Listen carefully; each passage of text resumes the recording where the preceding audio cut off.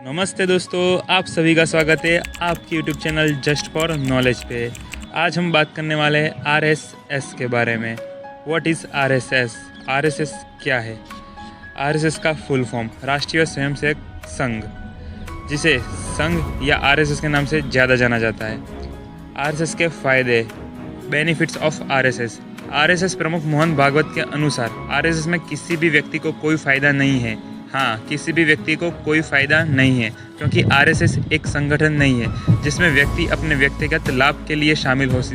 इसमें केवल वे लोग ही शामिल हो सकते हैं जो समाज और राष्ट्र का लाभ चाहते हैं। इसमें कुछ व्यक्तिगत फ़ायदे हैं, जैसे इसमें आप जाति भेदभाव को भूल जाएंगे। आप सीखेंगे कि प्राकृतिक आपदाओं में कैसे लोगों की मदद करें। आपको अपनी महान संस्कृति और इतिहास पर गर्व होगा।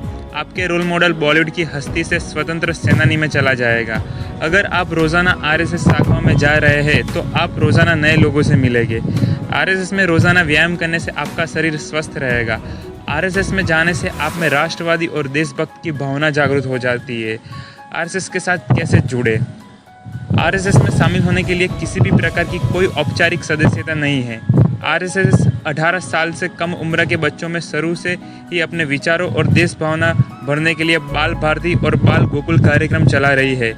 यह विश्वविद्यालयों में भी छात्रों को अपने संघ के प्रति आकर्षित करने के लिए कार्यक्रम चला रही है। अगर आप इस संघ में जुड़ना चाहते हैं या इसमें रहकर काम करना चाहते हैं तो इसके लिए आप संघ के दैनिक, साप्ताहिक या मासिक गतिविधियों में शामिल होकर इसका हिस्सा बन सकते हैं। इसकी शाखा आपको हर क्षेत्र, विभाग, जिले, प्रांत और केंद्र पर मिल जाएगी।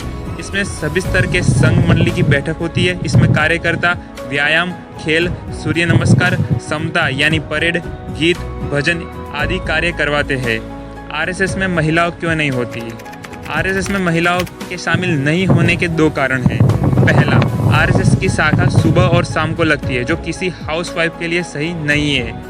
दूसरा, शाम की शाखा में बहुत भीड़ होती है। यहाँ पर बहुत से ऐसे खेल खेले जाते हैं जिनमें शारीरिक श्रम ज़्यादा होता है, जैसे एक दूसरे को धक्का देना, टांगों के बीच से निकलना, कबड्डी खेलते समय एक दूसरे पर गिरना और इसी तरह के बहुत से खेल हैं। यही दो कारण हैं महिलाओं को आरएसएस में ना होने के। आरएसएस से जुड़े कुछ रोचक तथ्य नंबर 1। आज हम आपको आरएसएस से जुड़ी कुछ अनसुने और रोचक तथ्यों के बारे में बताने जा रहे हैं जो शायद ही आपने कभी सुने होंगे। तथ्य नंबर 1, बीबीसी के अनुसार आरएसएस विश्व का सबसे बड़ा स्वयंसेवक संगठन है। इसका मुख्य उद्देश्य भारत को विश्व शक्ति और परम वैभव बनाना है। इस संघ का निर्माण खोए हुए संस्कार और अपने बच्चों को हिंदू संस्कार देना है, और यह प्रकृति आपदाओं आने पर सभी धर्म के लोगों को बढ़ चढ़कर मदद करता है। तथ्य नंबर 2, आरएसएस की 1925 में दशहरे के दिन डॉक्टर केशव बलिराम हेडगेवर ने राष्ट्रीय स्वयंसेवक संघ की स्थापना की थी। तथ्य नंबर 3, आरएसएस का मुख्यालय नागपुर, महाराष्ट्र में है। आरएसएस के सरसंघचालक मोहन भागवत जी है, जो ब्राह्मण जाति से संबंध रखते हैं। मोहन भागवत भारत के उन थोड़े से लोगों में है जिन्हें Z+ सुरक्षा दी गई है, जो अपने आप में एक बड़ी बात है। तथ्य नंबर 4, दुनिया में शायद ही किसी संगठन की इतनी आलोचना की गई होगी, वह बिना किसी आधार के। आरएसएस के खिलाफ लगा हर आरोप आखिरी में पूरी तरह कपोल, कल्पना और झूठ साबित हुआ है। तथ्य नंबर 5, आरएसएस की पहली शाखा में सिर्फ 5 लोग शामिल हुए थे, लेकिन आज देश भर में आरएसएस की 60,000 से ज़्यादा शाखाएं और एक शाखा में लगभग 100 स्वयंसेवक है। आज के समय में आरएसएस दुनिया का सबसे बड़ा स्वयंसेवक संस्थान है, जो भारत के लिए गर्व की बात है। तथ्य नंबर 6, 50 वर्षों के बाद सन 1975 में पूरे देश में आपातकाल की घोषणा की गई थी। उस समय संघ के सभी अधिकारियों और कार्यकर्ताओं को एकजुट होने पर रोक लगी थी। तथ्य नंबर 7, आपातकाल में हटते ही यह संघ भारतीय जनता पार्टी में शामिल हो गई और केंद्र में मोरारजी देसाई के प्रतिनिधित्व में मिलीजुली सरकार बनी। 1975 के बाद धीरे धीरे इसका राजनीतिक महत्व बढ़ता गया और इसका झुकाव भारतीय जनता पार्टी जैसे राजनीतिक दल के स्वरूप में हुआ।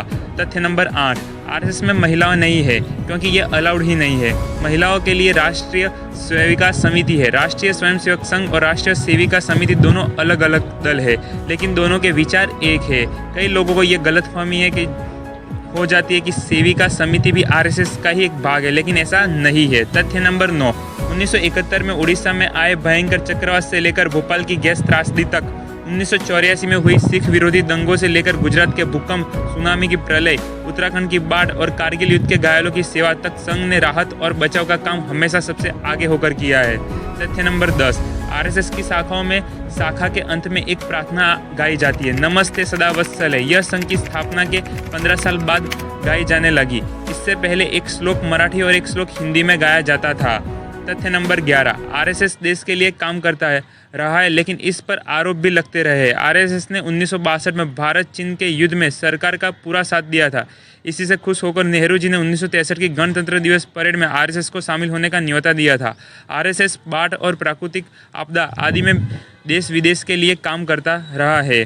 तथ्य नंबर 12, आरएसएस के सदस्य किसी भी पद पर चले जाए ज़्यादातर काम खुद ही करते हैं, जैसे कपड़े धोना, भोजन बनाना आदि, और अपने से बड़े पदाधिकारी के प्रति बहुत ही आज्ञाकारी होते हैं। तथ्य नंबर 13, आरएसएस के प्रचारक को संघ के लिए काम करते समय तक अविवाहित रहना होता है, और दूसरे होते हैं संघ के विस्तारक, जो गृहस्थ जीवन में रहकर भी संघ के किशोरों को जोड़ने का काम करते हैं। तथ्य नंबर 15, संघ का प्रचारक बनने के लिए किसी भी स्वयंसेवक को 3 साल तक ओटीसी यानी ऑफिसर ट्रेनिंग कैंप में भाग लेना होता है, और शाखा प्रमुख बनने के लिए 7 से 15 दिन तक आईटीसी यानी इंस्ट्रक्टर ट्रेनिंग कैंप में भाग लेना पड़ता है। तथ्य नंबर 15, ऐसा नहीं है कि आरएसएस में सिर्फ हिंदू ही है। आपकी जानकारी के लिए बता दें कि आरएसएस में मुस्लिम भी है। सन 2002 से आरएसएस एक नाम की विंग चलाती है, जिसमें लगभग 10,000 मुस्लिम है। तथ्य नंबर 16, बीजेपी के बड़े नेता जैसे अटल बिहारी वाजपेयी, लाल कृष्ण अडवाणी और नरेंद्र मोदी संघ के प्रचारक रह चुके हैं। तथ्य नंबर 17, आरएसएस का अपना अलग झंडा है, भगवा रंग का। सभी शाखाओं में यह झंडा फहराया जाता है। आरएसएस किसी आदमी को नहीं बल्कि भगवा ध्वज को ही अपना गुरु मानती है। तथ्य नंबर 18, आरएसएस की ड्रेस में काली टोपी, सफ़ेद शर्ट, कपड़े की बेल्ट, खाकी निक्कर, चमड़े के जूते हैं। अब काफ़ी निकर की जगह पूरी पैंट कर दी गई है।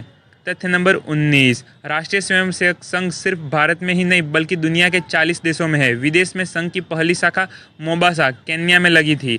तथ्य नंबर 20, आरएसएस की क्लास शाखा के रूप में लगती है। सुबह लगने वाली शाखा को प्रभात शाखा कहते हैं, शाम को लगने वाली शाखा को साय शाखा कहते हैं, सप्ताह में 1 या 2 बार लगने वाली शाखा को मिलन शाखा कहते हैं, महीने में 1 या 2 बार लगने वाली शाखा को संघ मंडली कहते हैं। अगर आपको हमारा ये वीडियो पसंद आया हो तो चैनल को लाइक और सब्सक्राइब जरूर करें, इससे हमारा